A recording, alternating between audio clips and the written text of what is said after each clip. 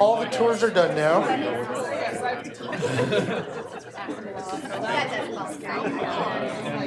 So I'm sorry for interrupting the conversations. I know it's a big part of getting to know each other, but I'm trying to stay a little bit on time so that we can wrap up by 3.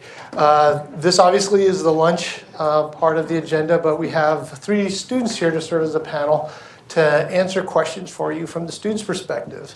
To give them context on where we've been today, they had a breakfast and a panel with faculty. So Dean Adler came back from sabbatical for a couple hours.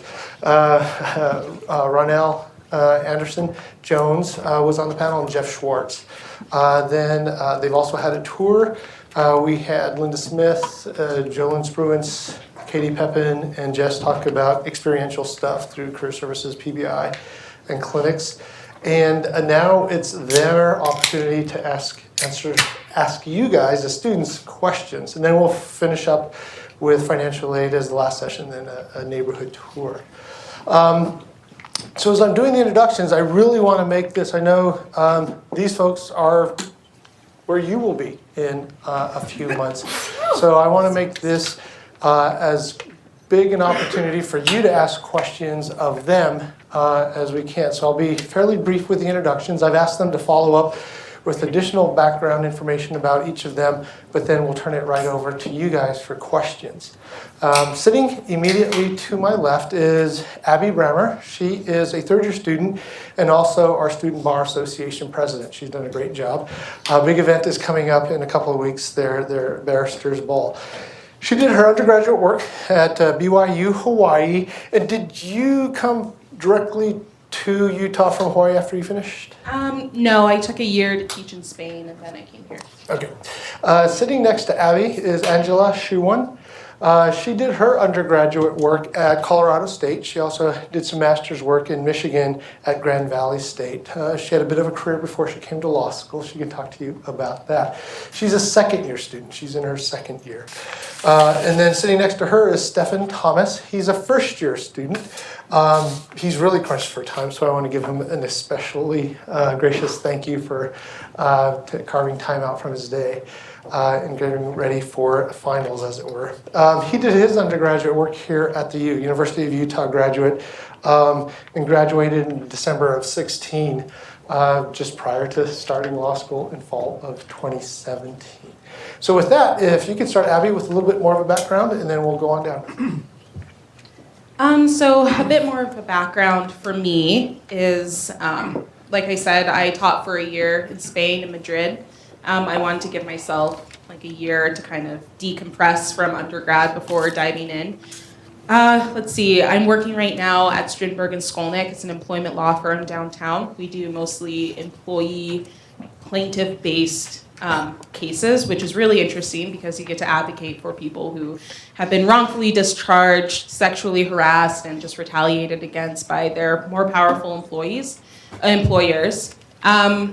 Like Dean said, I am in my third year. I'm graduating May 11th, 10:30 a.m. to 12. And then after, a couple weeks after, me and my boyfriend, who I met in law school, he was a 1L with me. We're now both 3Ls. We're relocating to Phoenix to start our careers down there. Great. Angela?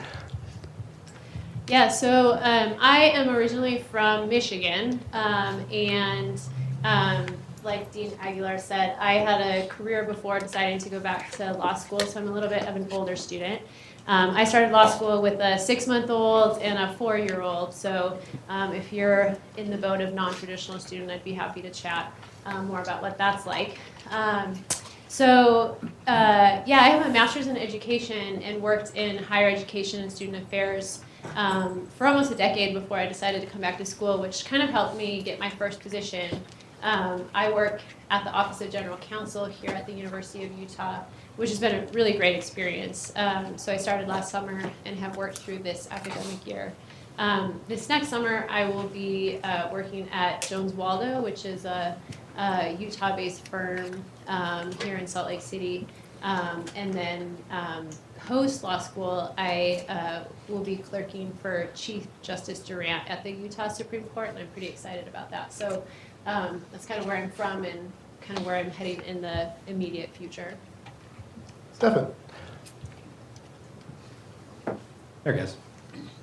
So I'm originally from the Midwest as well, Ohio. Moved out here at first, largely for the mountains and the snow, and ended up staying around, fell in love with the city and the state.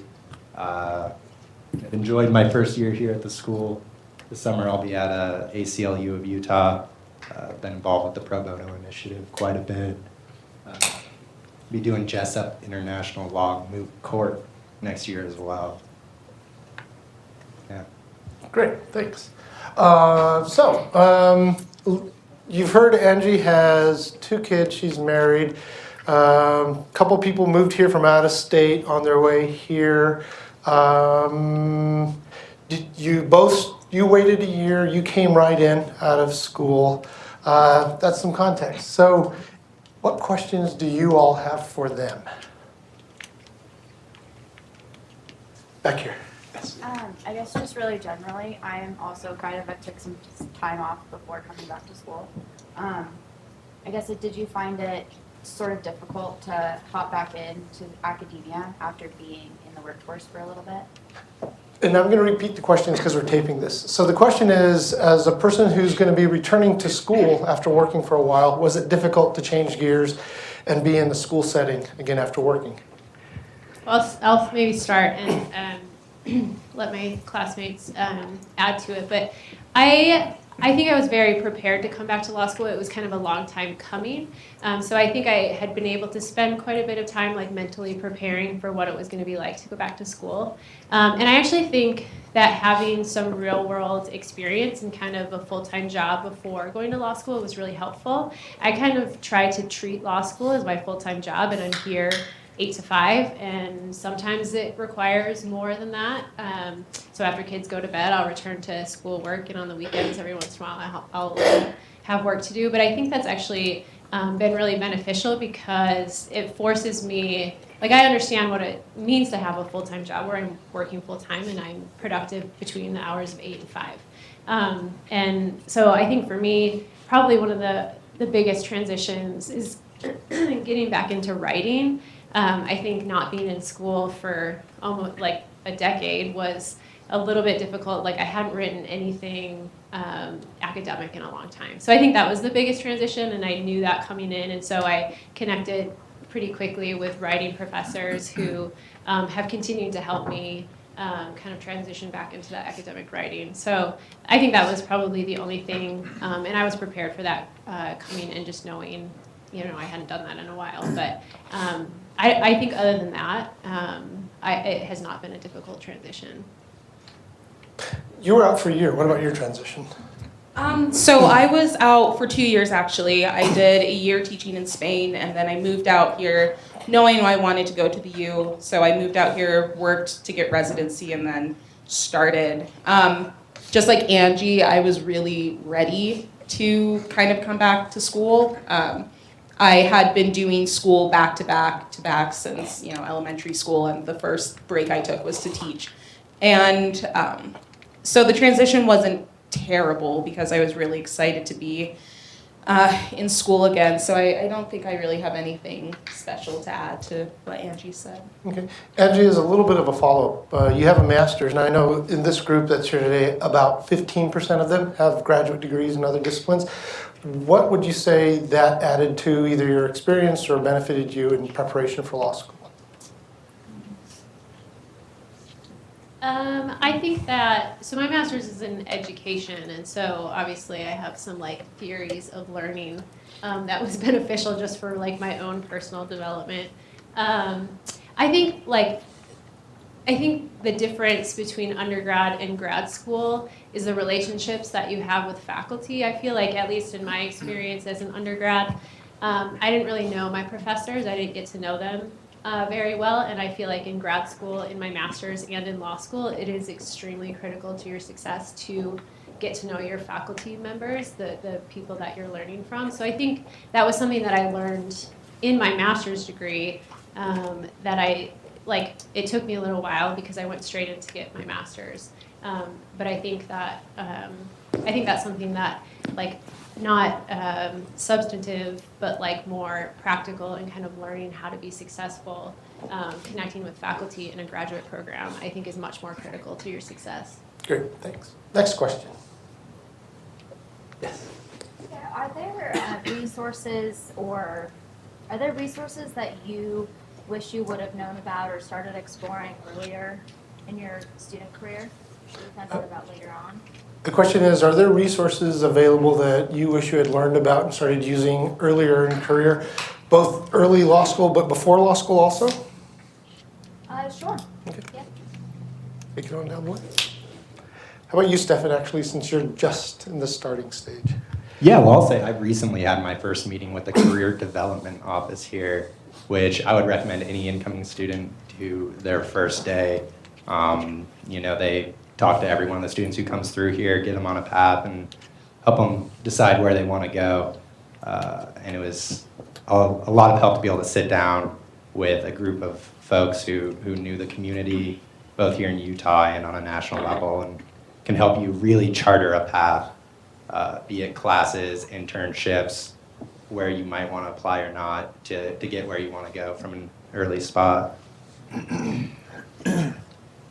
I agree with Stefan. The Career Development Office is just really amazing. Personally, I wish I had started doing that in my 1L year, and I didn't.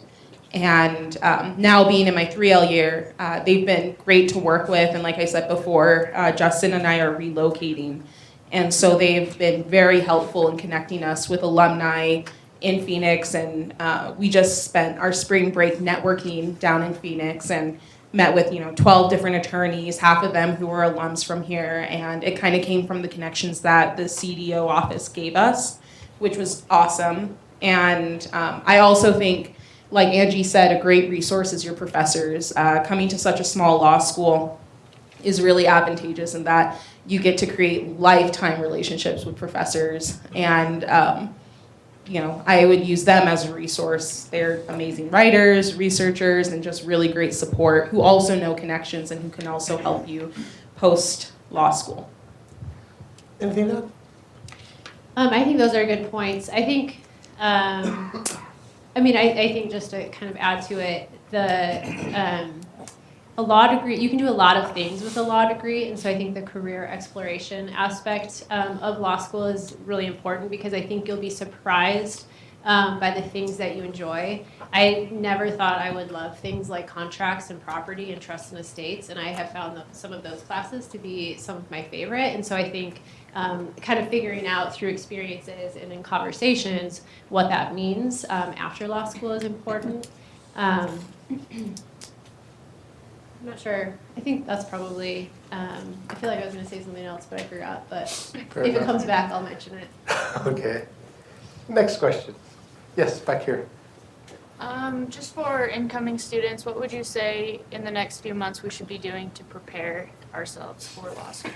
So it's a classic question and a good one. For incoming students, what do you suggest they be doing in the next few months to prepare for the start of school? Have fun.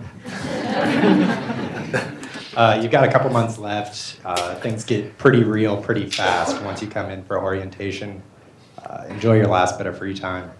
But one thing you can do as well is think a lot about, why are you going to law school? What is it that you want to remember once you start law school that motivated you to go there in the first place?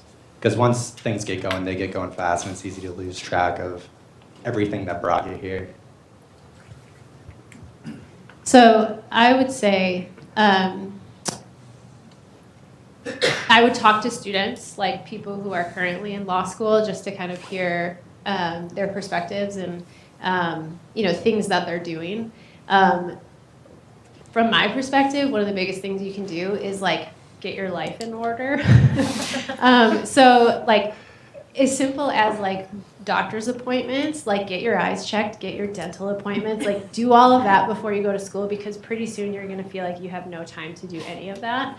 I would avoid any big life changes, especially in your first year of law school. So if you have like a potential move, do it before you go to law school. I think those are just like, I mean, I think the reality is, and I think you'll hear this a lot today if you haven't already, is that first week it's like a fire hose, and it really doesn't turn off. And so I think any opportunity you have to just make sure like everything's kind of in order life-wise, I think prepare the people around you, your family members, your friends, when you're absent in your family or friend's life for the academic year, they know why. So I think like kind of making sure that the people you care about and love are also prepared for this huge like life endeavor. And so I think kind of getting things in order is really important. I agree with all of those. I took a month off and before coming to law school, and I literally I stopped working. I went to go see matinee movies, which is a rare luxury because you won't do that in law school. And I had fun with family and I had fun with friends. Looking back on it, almost 3 years later, just like what Angie said, get your life in order. One thing that law school challenges you on is sacrificing the things that make you you for all 3 years.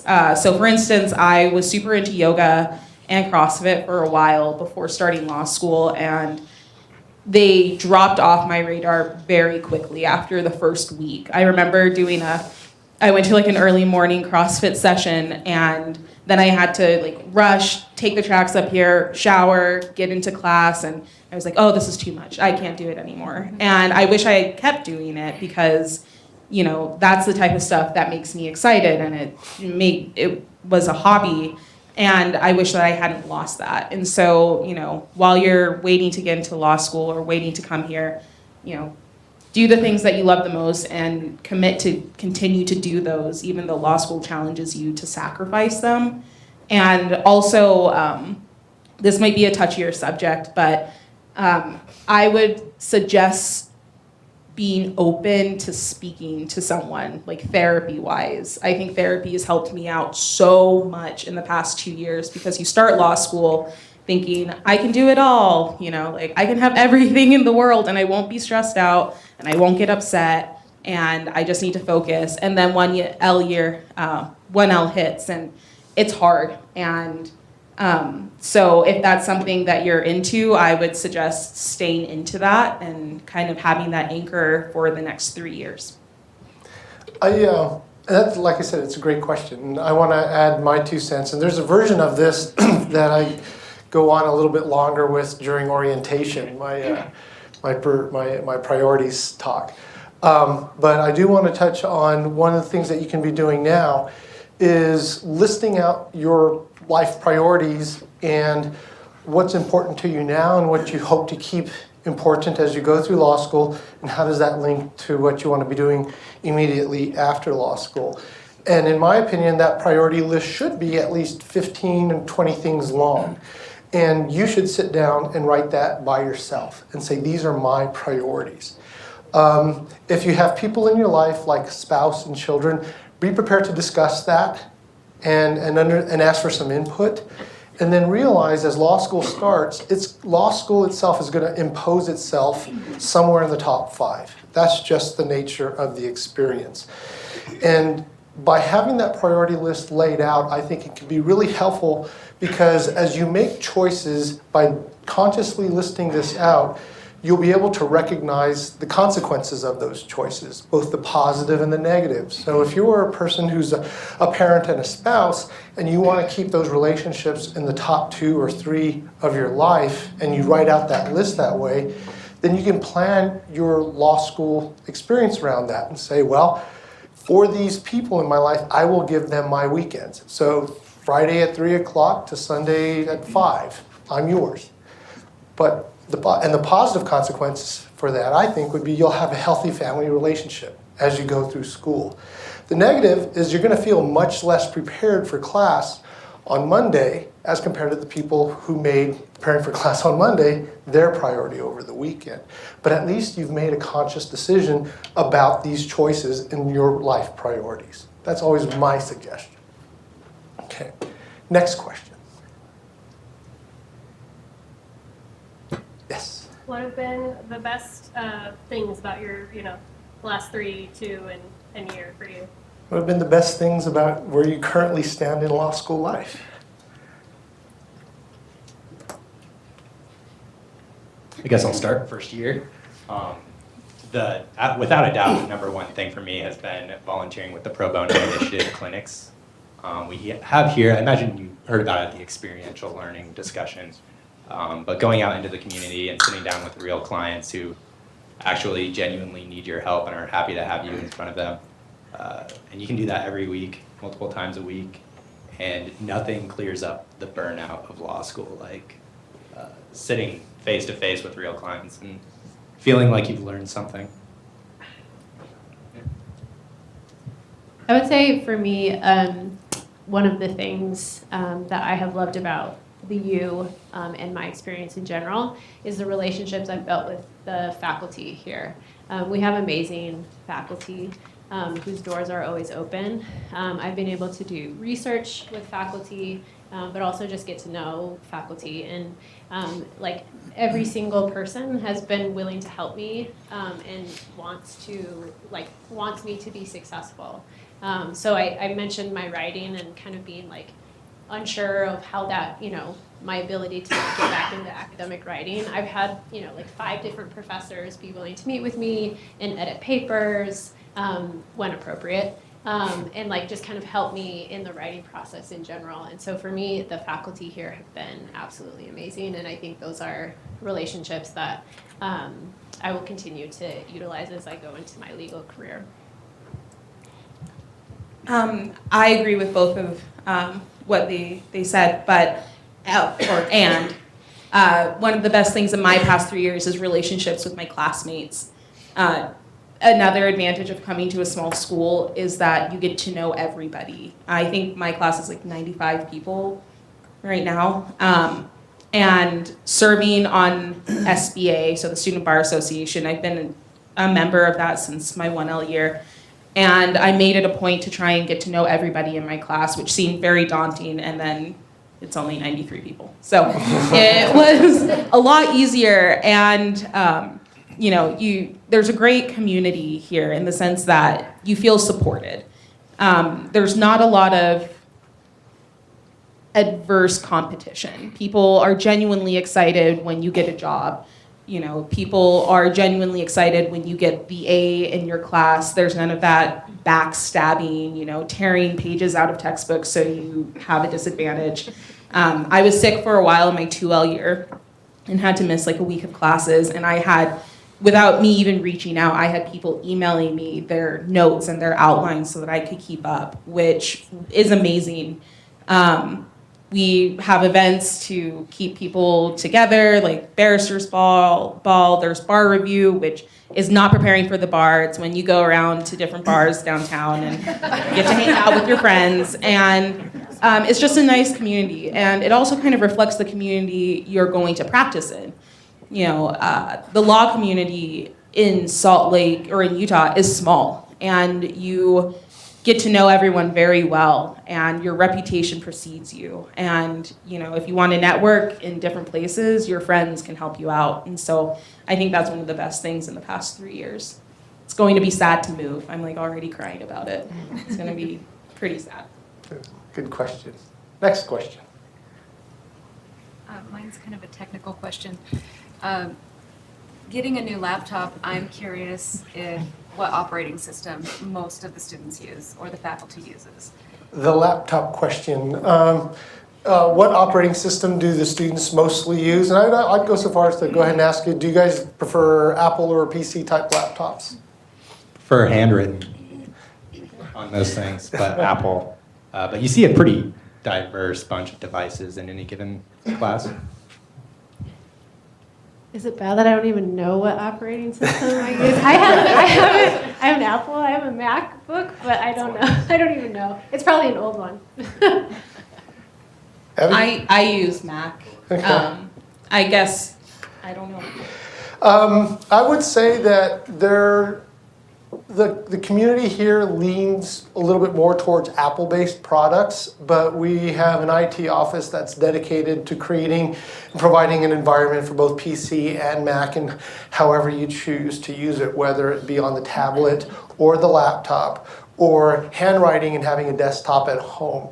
People have different learning styles. And what we try to do is create a technological support system so that we can complement whatever your style is with the technology we employ here.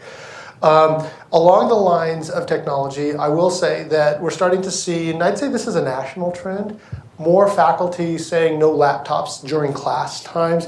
How many of you have had class this year or this semester where a professor has said no laptops? Yeah, I had one last semester. Yeah, what? How about you, Angie? I've had one at least every semester I've been in law school. And I will say, like, this is my master's of education coming out. Like, I do think, I don't like having my laptop in classes, and I very rarely have my laptop in class. It really depends on the class. And I think it's easier to stay engaged in the class, which is very critical to understanding the content. And so I'm a strong proponent of no laptops in class.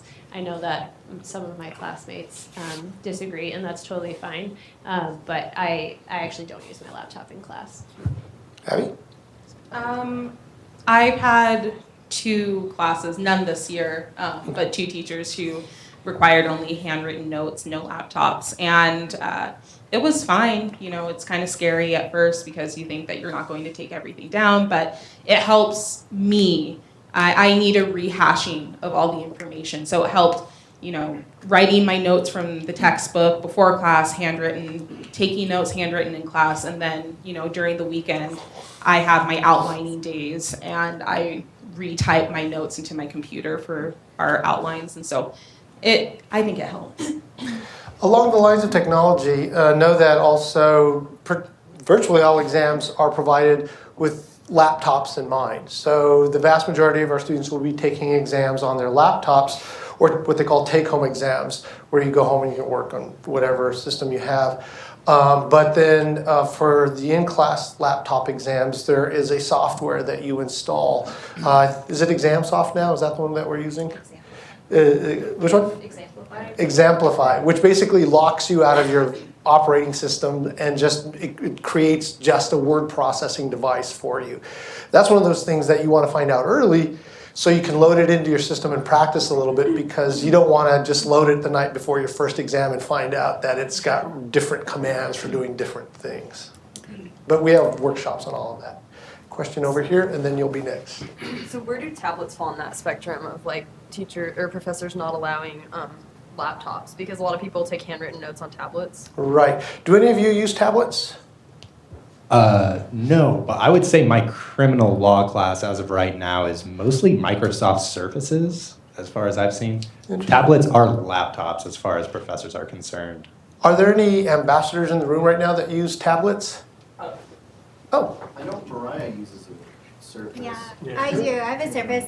They don't, like, it doesn't matter what you're writing it on. If it has any technology, pretty much, they're going to say no electronics, like not just no computers. But I don't know, if you could somehow, if you had some sort of disability and something, I'm sure they would work with people. So if somebody is dyslexic or something like that, they may find some sort of common ground. So I don't think that anybody in that situation may fall behind. But no, laptops, phones, whatever it is, they'll just say no. Okay. Yeah, it's usually expressed as a no technology policy. So even smartphones, you're not supposed to have out in class. Okay. Did you hear that? Yeah. Okay. And there's other circumstances where you may be allowed to use like a laptop. I, for example, had a civil procedure class where I wasn't allowed to have a laptop in class, but my textbook was an ebook, and so I was permitted to, you know, sit in the back of the class so no one would see it. And then, because the main reason is distraction, professors don't want people on Facebook or watching YouTube videos distracting the people sitting behind them. But if you're in a situation like that, most professors are pretty accommodating.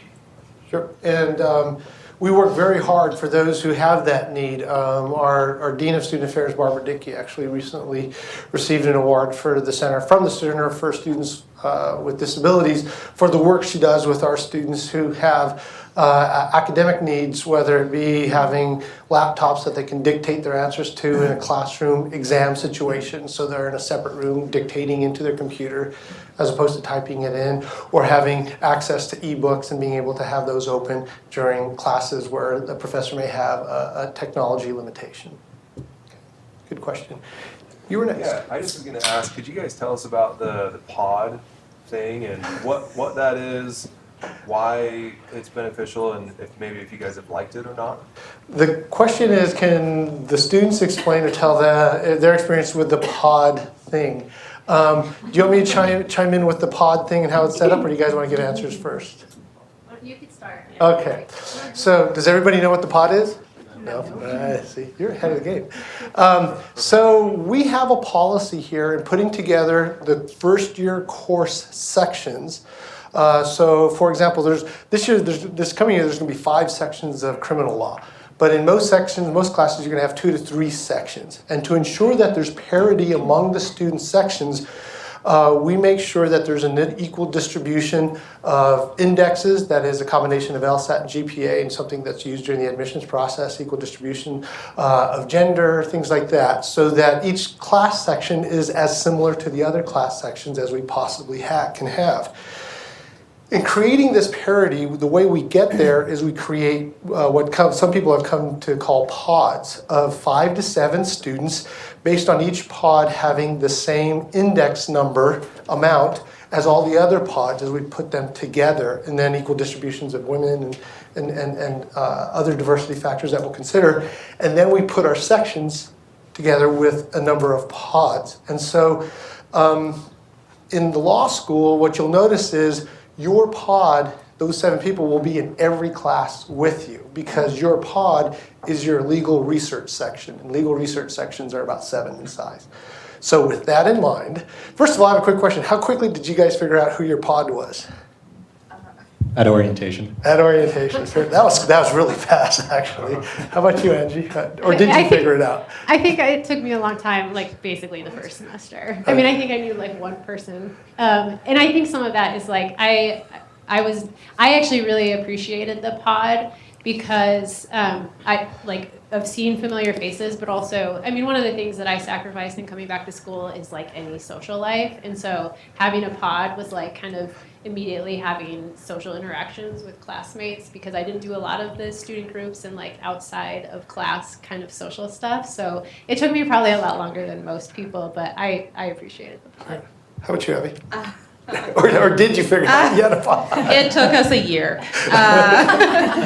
You're in the class with the same people, and some professors invite pods to like come to their houses for dinner. So our contracts professor happened to invite every pod in his class except for ours to come to his house for dinner. And I don't know how that happened, but we literally were in one of our last classes, and I still, Larry, Alex, Jamie, and we were like, wow, we are in a lot of classes together. And we're like, we must be a pod. It took us a year. And you just kind of think it's coincidence, and you do get used to seeing the same people over and over again. But some people find them out, at orientation, and it's actually a great study group. Do you guys study together? Because I know some pods do. Yes, actually. Yeah, that's great. Yeah, me too. I would have, but I didn't know. When I was a student way back when, I didn't know there was this pod concept until very late, but it so happened that my best friend in law school, we became housemates, and he's practicing in Boise, but we're still very, very, very good friends. So that's one of the benefits and pretty interesting things about the pods. Do you guys have anything else to add, or was that responsive to your question? Okay. Yeah, I would just add that they're super helpful, and you explained their composition a little bit, but basically what that ends up being is that it's a group of kind of like one of every kind of student. And so that takes away a little bit of the competitiveness almost too, because it's like, oh, how are you have a kid, and how are you getting by? Oh, well, this is how I'm doing it. Maybe we can work together. And Yeah, big fan of the pods. Yeah, and it's only for your first year. It's just your first year classes that this applies. Okay, good question. Never had that one before. All right, and the next question.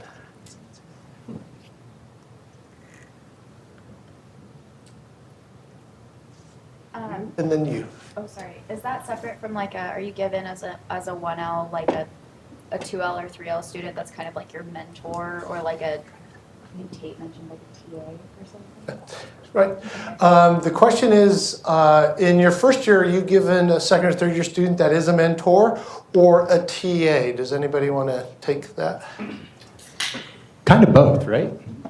You'll have a sort of an explicit mentor for your pod through one program, and then you'll have a writing-specific mentor. And then we also have access to, I forget what they're called. There's another mentor program where you can have an attorney in the community serve as a mentor to you as well. And I found my pod mentorship super helpful, particularly going into the first year. Almost like every other week, you'll sit down with your pod and your mentor and just blast your mentor with questions about what is going on. Because things are happening so fast. You just need answers from them rapidly. And they were especially a big help going into sort of the summer job search and all their connections. There's I'll call it different labels that we assign to them, but organically they're all mentors. So for example, one of the ones he was referring to is the teaching assistant that's associated with the legal methods class, which is the first year writing and research class. And that person is working as a second or third year student that works very closely. Then we also have an academic support program, which is an all-inclusive program outside the regular curriculum, but there are students who serve as facilitators for the first year classes to talk about ideas in regard to how you're progressing towards an outline or what's this brief thing that you're struggling with. And they're the academic support group program TAs. Then through the Career Services Office, there's a mentor program with attorneys in the Valley. Most of the attorneys who participate are alums of our program, but the program is set up so that any attorney can participate. So it includes not just our alums, but graduates from other institutions.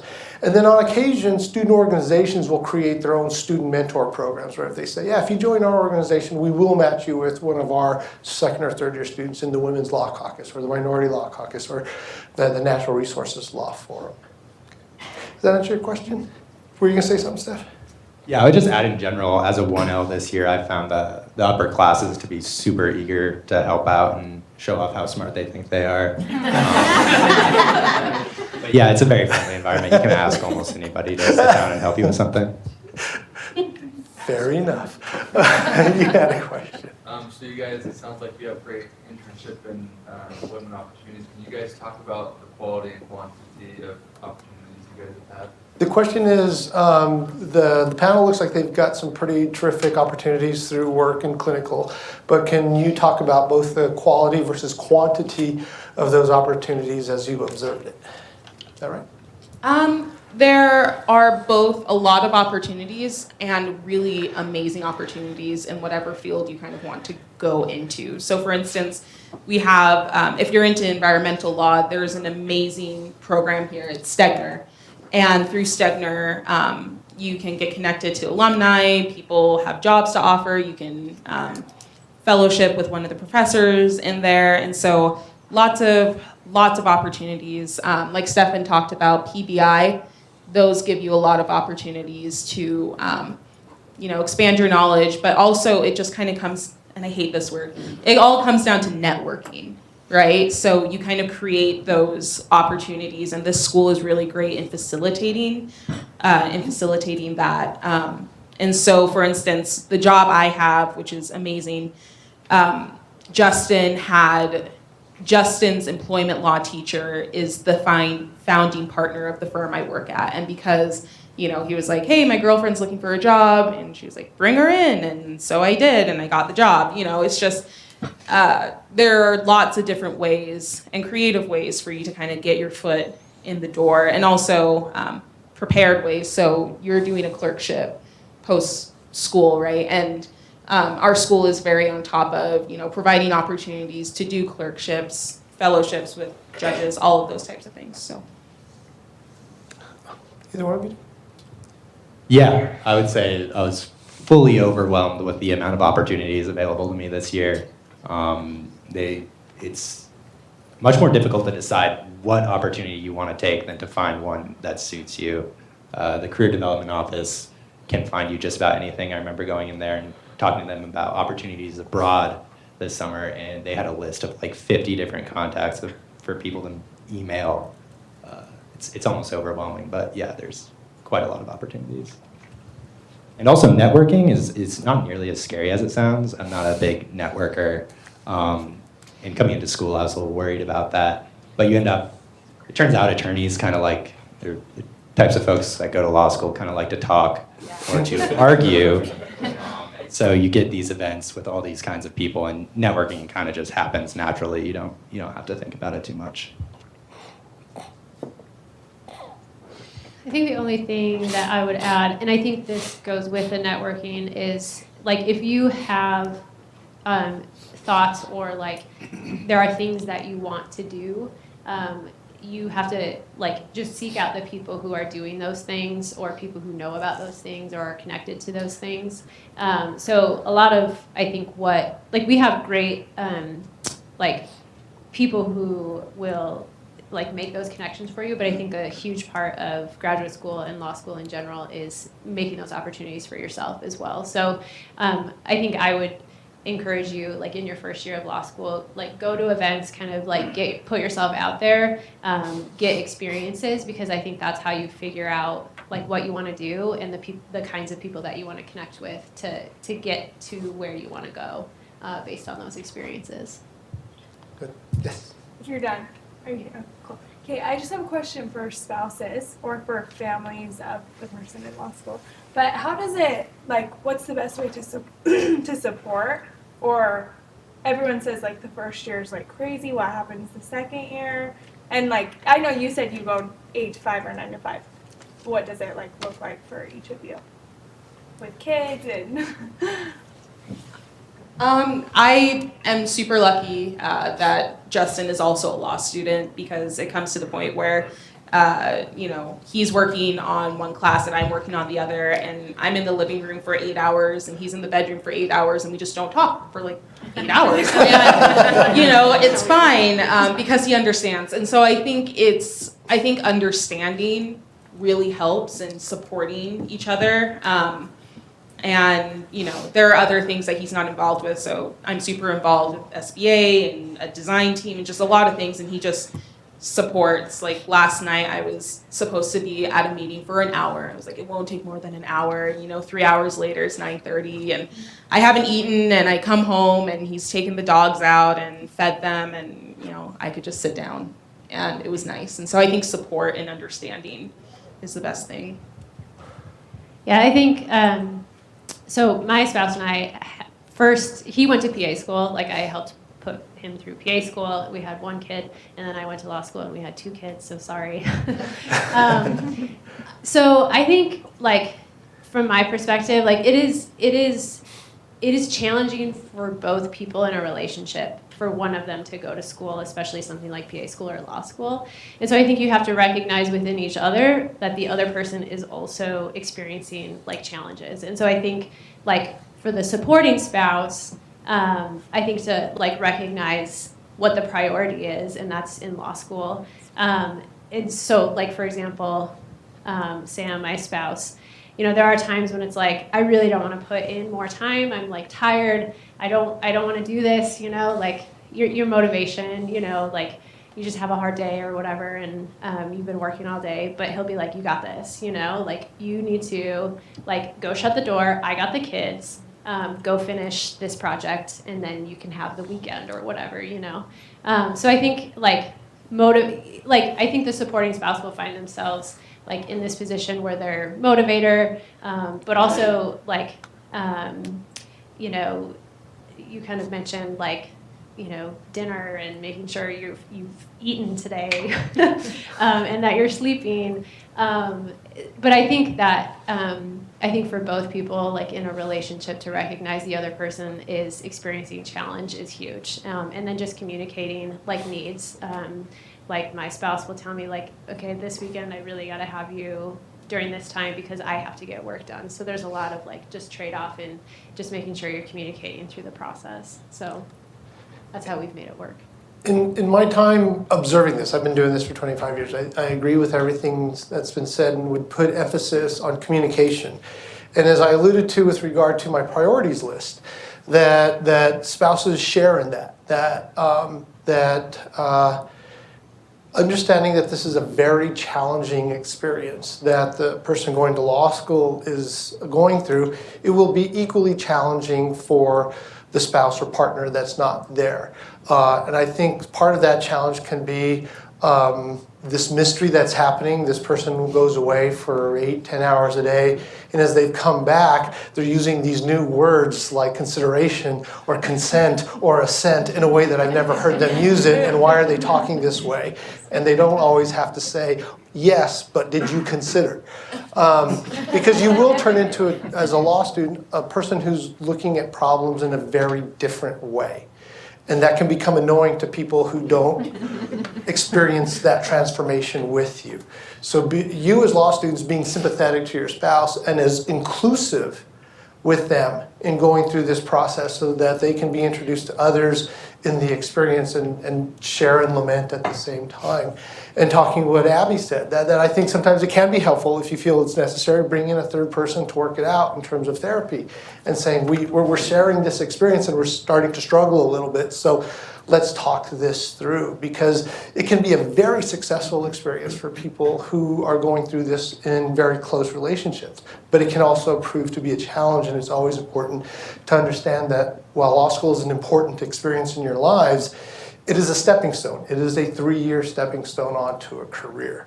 And the last thing I'll say in regard to that is be wary of habits. This is another part of my priorities talk that I have with students during orientation.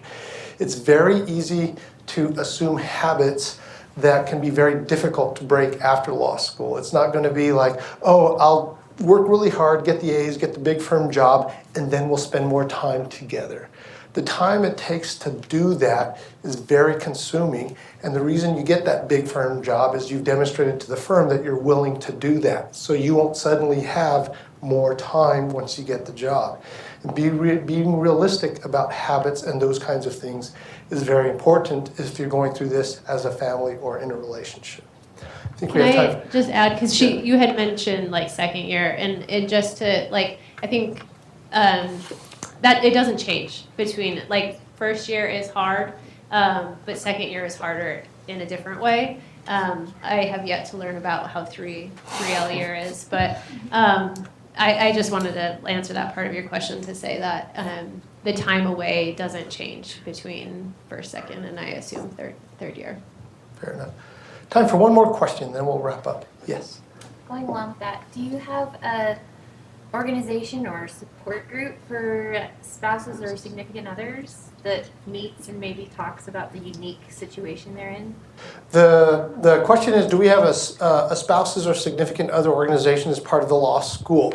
The short answer is sometimes. That what we found is we used to have a regular position, but then it would ebb and flow so much that it was difficult to have on a consistent basis. And what we found in our experience that works a little bit better is we try to include family in as many of the orientation events as we can so that connections can be made with families who have similar interests, so that those without kids are going out for hikes or going to Gracie's during that or those who recognize that there's kids at the swearing-in ceremony and they're playing together as toddlers. Well, let's set up a play date.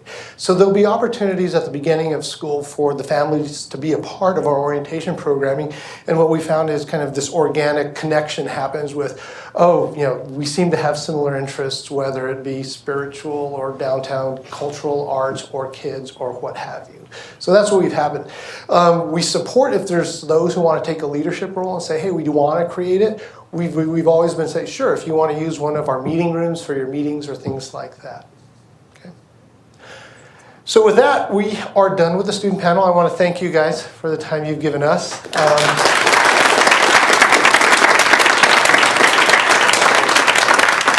We have 15 minutes. I want to leave a little bit extra time between because I know you guys will have questions for these afterwards. So if you don't mind hanging out for about 15 more minutes. And then at 1:30, we'll meet in the moot courtroom again for the financial aid, residency, and tuition discussion.